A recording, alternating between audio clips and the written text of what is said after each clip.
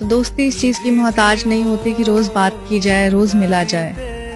تم اپنی زندگی میں کامیاب ہو، میں اپنی زندگی میں کامیاب ہوں گا، یہ ہر دوست کہتا ہے۔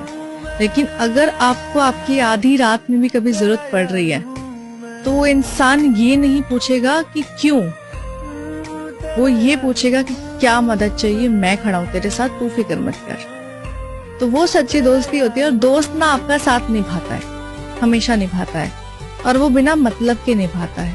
تو دوستی اس چیز کی محتاج نہیں ہوتی کہ روز بات کی جائے، روز ملا جائے۔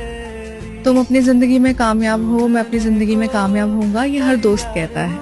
لیکن اگر آپ کو آپ کی آدھی رات میں بھی کبھی ضرورت پڑ رہی ہے تو وہ انسان یہ نہیں پوچھے گا کہ کیوں، وہ یہ پوچھے گا کہ کیا مدد چاہیے، میں کھڑا ہوں تیرے ساتھ، تو فکر مت کر۔